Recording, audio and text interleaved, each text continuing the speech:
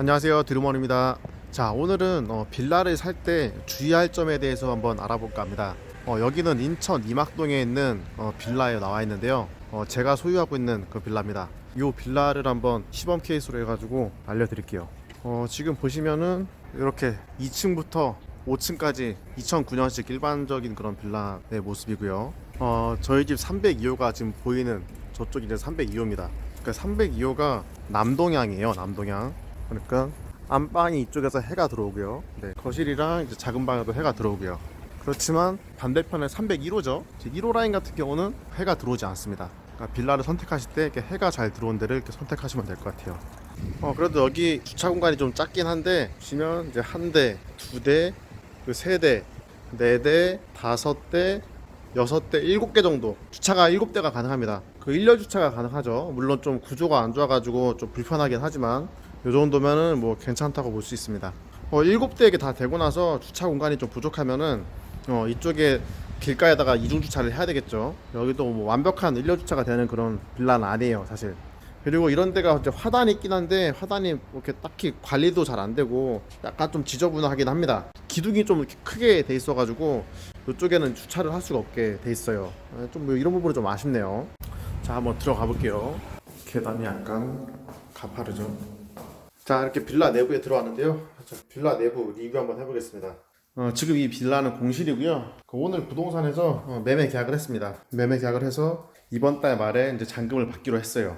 자, 보시면은 빌라를 파실 때 이렇게 수리를 일단 깔끔하게 싹 다 해놓고 그 다음에 이 발매트와 신발을 이렇게 놓는 게 좀 깔끔해 보입니다. 깔끔해 보이죠? 그래서 수리를 깔끔하게 다 해놓고 어느 정도의 인테리어를 좀 해놔야지 집이 팔려요. 빌라 같은 경우는 그렇습니다. 아파트는 수리를 안 해도 이렇게 잘 팔리는데 빌라 같은 경우는 어느 정도 깔끔하게 이렇게 도배도 하고 이렇게 수리도 해놔야 돼요.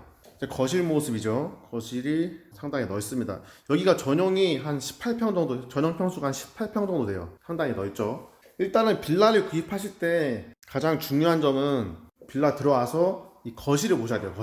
거실을 딱 봤는데 사실 거실이 이렇게 막혀 있으면 이렇게 좋지가 않습니다. 거실이 도로 하나 정도 사이에 두고 이렇게 좀 트여 있어야지 좋아요. 하지만 이쪽 빌라 같은 경우는 앞에 빌라가 막혀 있긴 한데 거리가 상당히 좀 떨어져 있는 편이기 때문에 그래도 좀 덜 답답한 편이에요.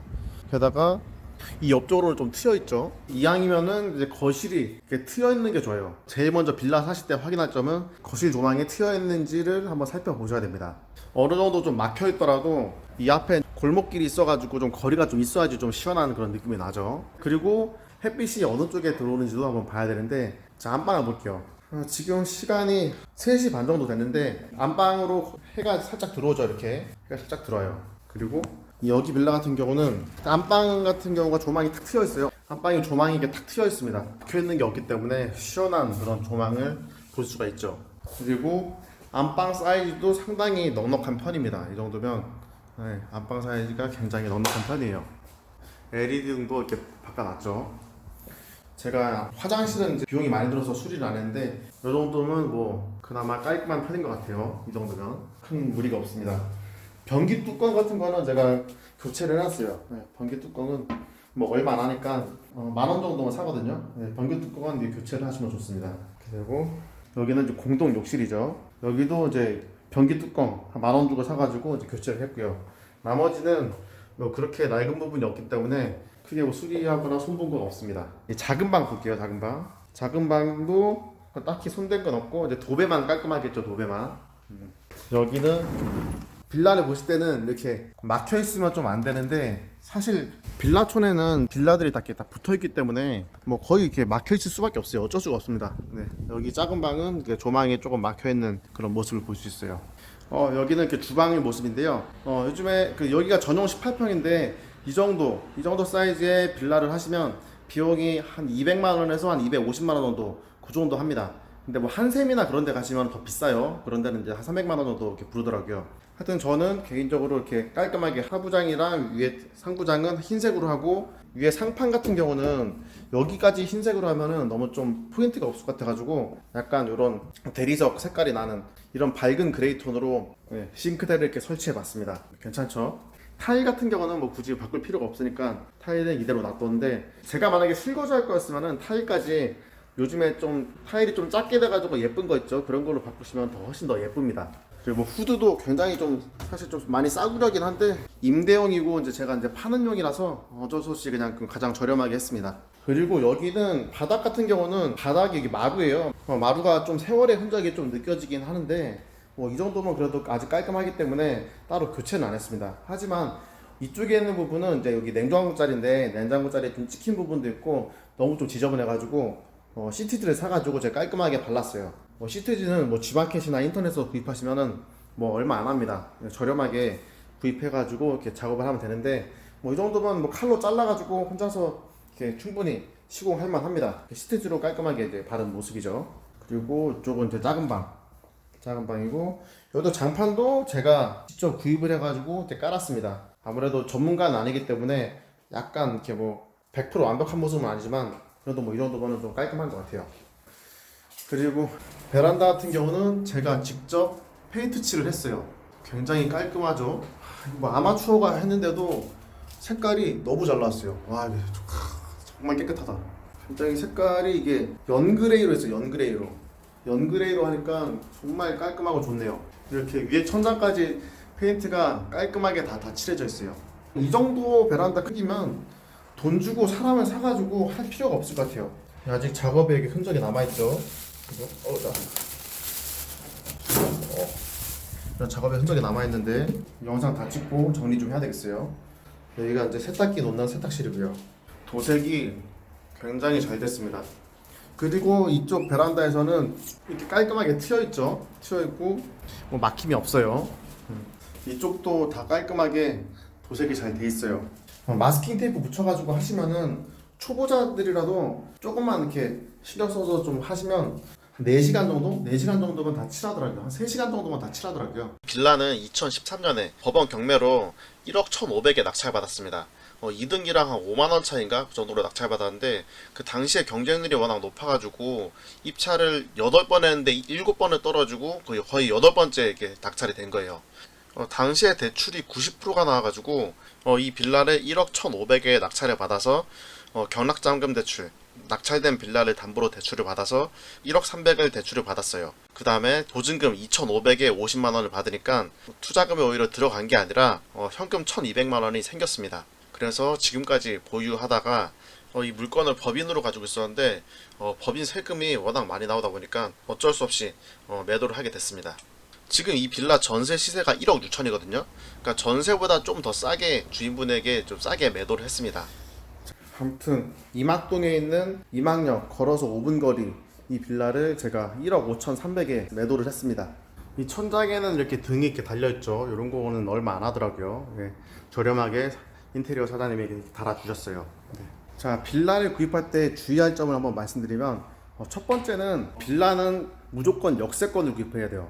무조건 역세권. 걸어서 10분도 좀 멀고 걸어서 한 5분에서 7분 정도? 네, 그 정도 거리면은 좋을 것 같아요.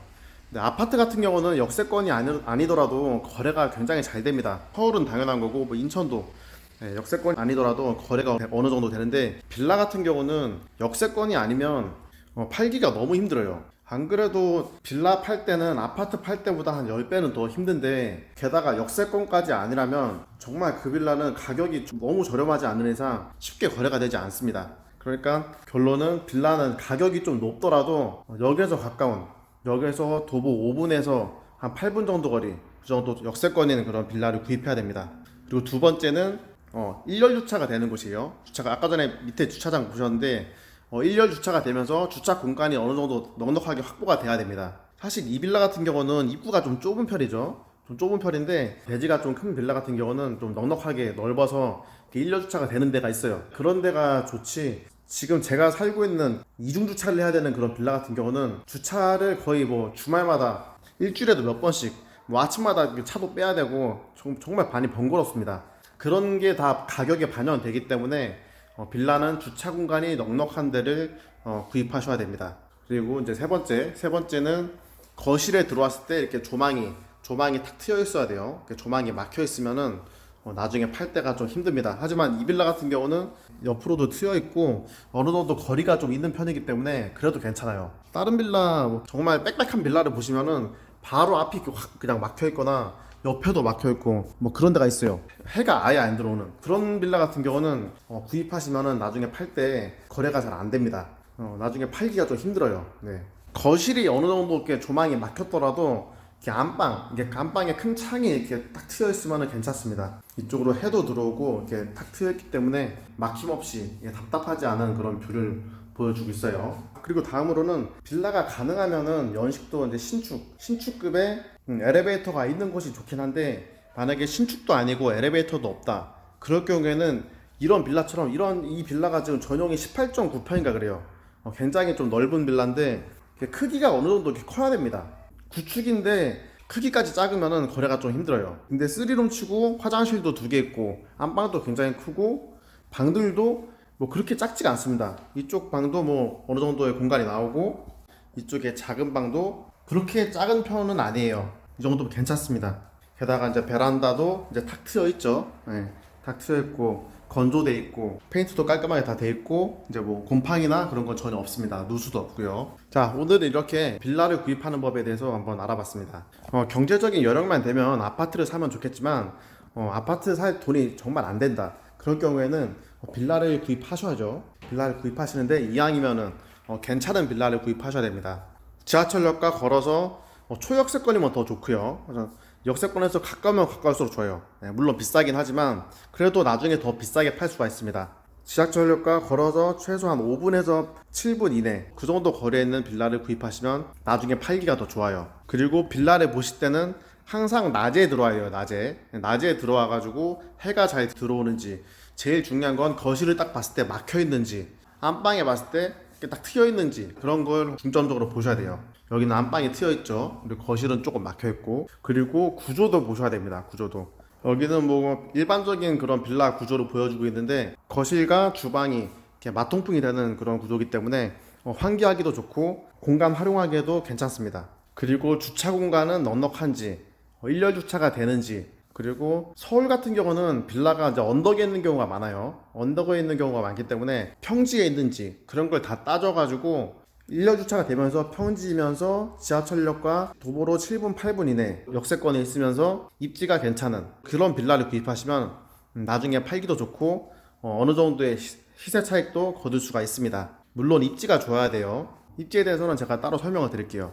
입지는 뭐 강남, 서초, 송파, 용산, 그리고 마포, 성동구, 마용성이죠. 마용성과 이제 그 광진구, 강동구, 양천구, 그 정도 입지가 괜찮은 역세권에 있는 빌라를 구입하시면 나중에 팔기도 괜찮고 어느 정도의 시세 차이도 날 수 있어가지고 빌라를 구입하실 때는 그런 조건을 따져보고 구입을 하셔야 됩니다.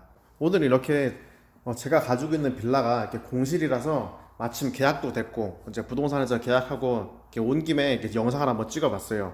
오늘 영상은 여기까지고요.